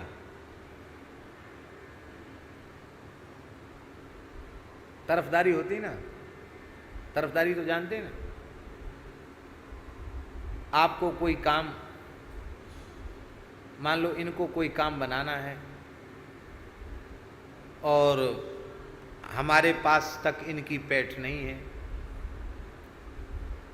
तो आपने पहले इसे संकेत कर दिया कि आप चले जाना, कितने बजे पहुँचोगे? बोलो उतने बजे, हम भी आ जाएंगे समय से। और हम इस ढंग से आएंगे कि ये नहीं लगेगा कि पहले से योजना बना के आए। आइए आइए आइए आइए शुक्ला जी आइए आइए। महाराज जी इनको आप नहीं जानते, बहुत काम के आदमी हैं, बहुत अच्छे हैं, आपके प्रति बड़ी श्रद्धा रखते हैं, ऐसे हैं वैसे हैं। बस अब हम तो चरण पकड़ के की बात बोलते हैं कि किसी भी कीमत पर इनका काम बनना चाहिए। बहुत अच्छे आदमी, आप एक बार करके तो देखो। इसको कहते हैं तरफदारी करना,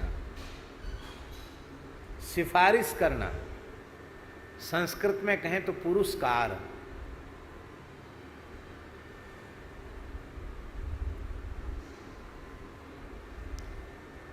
गोस्वामी जी के कहने का आशय यह है कि मान लो हमसे कोई गलती बनी है, अपराध बनाए, अपराधी तो हम ही हैं। जाने अनजाने में हमसे कोई अक्षम्य अपराध बन गया और उस अपराध से मेरे स्वामी श्री रघुनाथ जी रुष्ट हो गए और किसी कारण से उनकी नज़र टेढ़ी हो गई, तो से न उसीले। अरे तुम्हारे जैसा रघुनाथ जी के दरबार में सिफारिश करने वाला और कौन है? तो तुम्हारे जैसे सिफारिश करने वाले के होते हुए भी और मुझे ये दिन देखने पड़े, देख लो ऐसी तो ही न बूझिए हनुमान हठीले। अरे हठीले हनुमान, ऐसा तो कम से कम तुमको तो ऐसा नहीं होना चाहिए, और कोई होए तो होए, तुम्हें ऐसा नहीं होना चाहिए।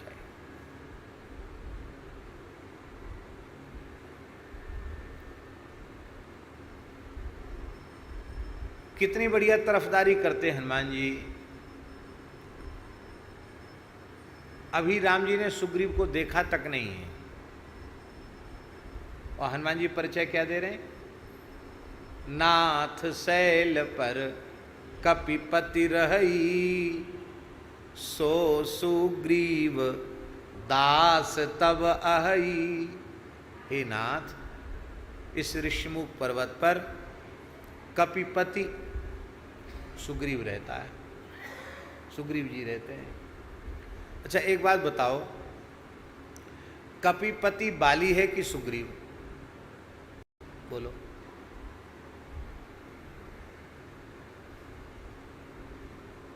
ठीक है, सुग्रीव जी के पास भी 100-200 बंदर होंगे, लेकिन 100-200 बंदर होने से वो कपिपति तो नहीं माने जाएंगे। बानर राज तो सुग्रीव है, बाली है। कपिपति तो बाली ही है, पर हनुमान जी कहते हैं कपिपति। इससे संकेत है, संकेत ये है कि अभी तो बेचारा मारा मारा भटक रहा है, पर रघुपति का चरण कमल का दर्शन करते ही वो कपिपति हो जाएगा। मानो हनुमान जी संकेत कर रहे हैं कि अब बाली कपिपति नहीं रह सकता है, बाली को तो आप मार ही देंगे और वानर राज सुग्रीव को बना देंगे, इसलिए कपिपति। और वो आपका दास है।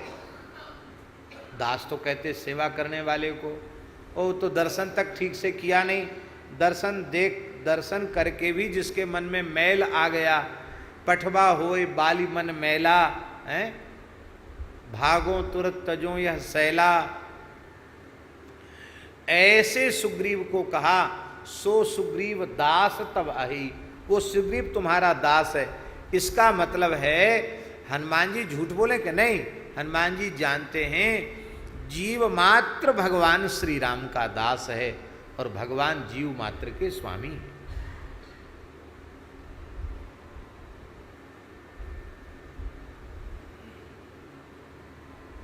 तो हे भगवान, भले ही वह स्वरूप को भूला हुआ है पर है तो आपका दास ही। सो सुग्रीव दास तब अहि, वो सुग्रीव आपका दास है। तो ऐसी तो ही न बूझिए हनुमान हटीले, ऐसी तो ही न बूझिए हनुमान हटीले, साहिब कहूँ न राम से तो से न उसीले, साहिब कहूँ न राम से तो से न उसीले। भक्तों की सहायता करने वाला, सिफारिश करने वाला तुम्हारे जैसा कोई दूसरा नहीं है। फिर भी आपके जैसे समर्थ के होते हुए भी तेरे देखत सिंह के शिशु में ढक लीले, तुम्हारे देखते हुए सिंह के बच्चे को मेढक निगल गया। असंभव है कि नहीं? सिंह के शावक को, सिंह शावक को, सिंह के बच्चे को चाहे जितना बड़ा मेढक हो, मेढक कभी सिंह के बच्चे को निगल नहीं सकता। यह असंभव है।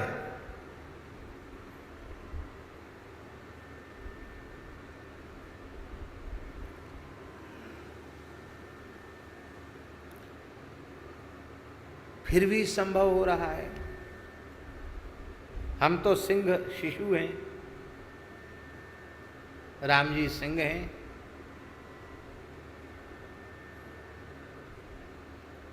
और हम उनके बालक हैं। वो आप जैसे समर्थ, आप भी कपि सिंह हैं, तो आपके बालक हैं तो राम जी के बालक हैं, तो हम तो सिंह के शावक हो गए। और ये अकबर बादशाह ये मेढक हो गया, पर आज मेढक ने शेर के बच्चे को निगल लिया, जेल में बंद कर दिया। बताओ, ऐसी तो ही न बूझिए हनुमान हठीले, तेरे देखत सिंह के शिशु में ढक लीले। सिंह के शिशु को मेढक ने निगल लिया। अच्छा, अब समझ में आया।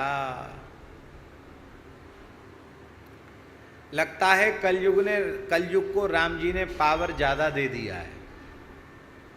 कलयुग चल रहा है ना, कलयुग को राम जी ने अधिकार अधिक दे दिया है। यहाँ दो भाव हैं। एक भाव तो है ये बादशाह वाला अत्याचार, दूसरा है कि ये कलयुग मेढक के जैसा है और हम शिशु के समान हैं, पर कली ने हमारे जैसे आपके सेवक को ग्रस लिया।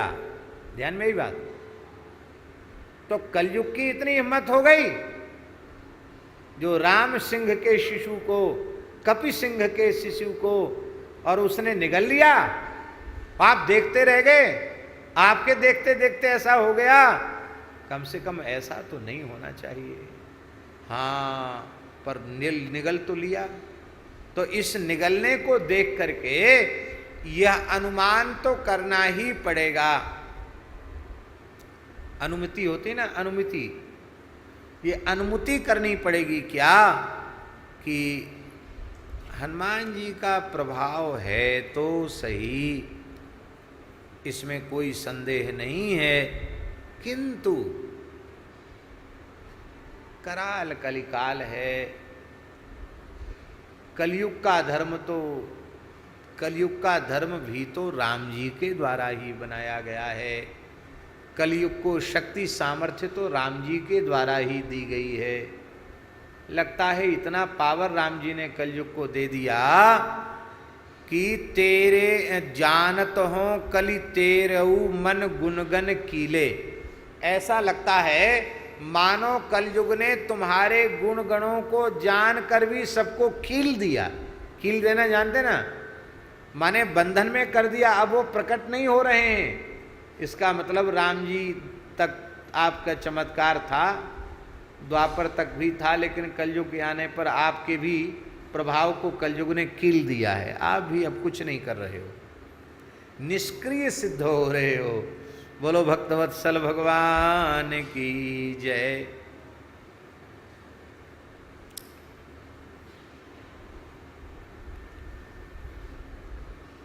आशय कहने का ये है कि आपके जैसे समर्थ रक्षक के होते हुए, राम जी के जैसे शील निधान स्वामी के होते हुए ऐसा संभव नहीं है। आप ऐसा हो रहा है तो उसे आप कृपा करके दूर कीजिए, ये आशय है। कहते हैं कि हे हनुमान जी, हम आपसे एक बात पूछते हैं। हाँक सुनत 10 कंध के भय बंधन ढीले।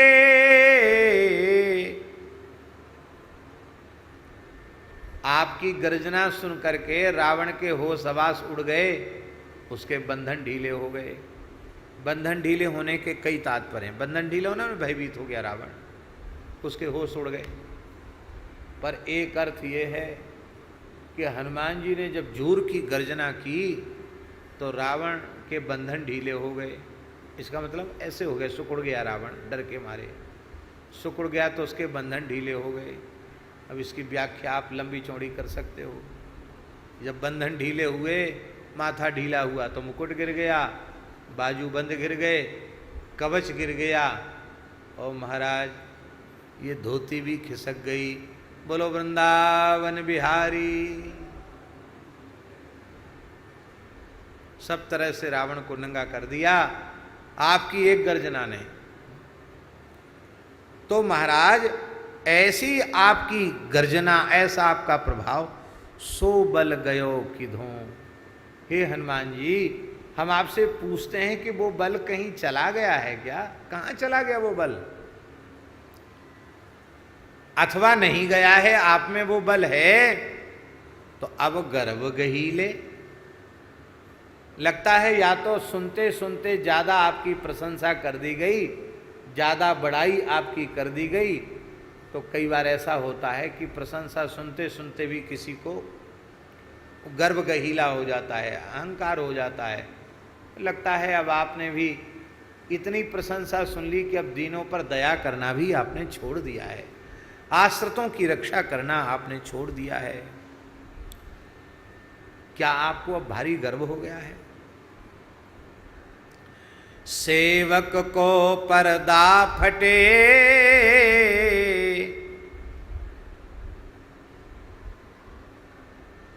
तू समरथ सीले, अधिक आपुते आपुनो, सुनिमान सहीले।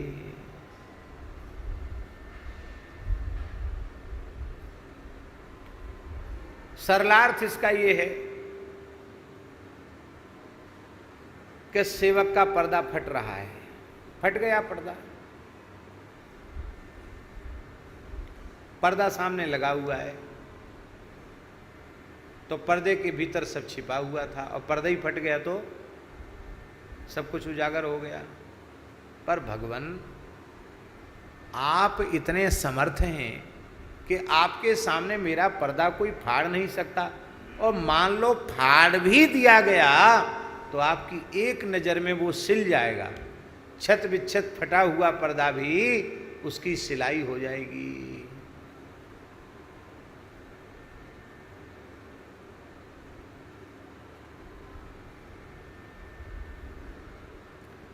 आशय गोस्वामी जी का कहने का ये है कि आप चाहें तो कोई कितने पर्दे फाड़ेगा, आपके संकल्प करते दूसरा पर्दा आ जाएगा, तीसरा पर्दा आ जाएगा। मान लो नहीं भी आया तो फटे फटाए की सिलाई तो कर सकते हो कि नहीं। आप में थोड़ी कंजूसी आ गई है, नया पर्दा पुराना फट गया नहीं लगाना चाहते हो, तो जो फट गया उसकी सिलाई तो कर सकते हो।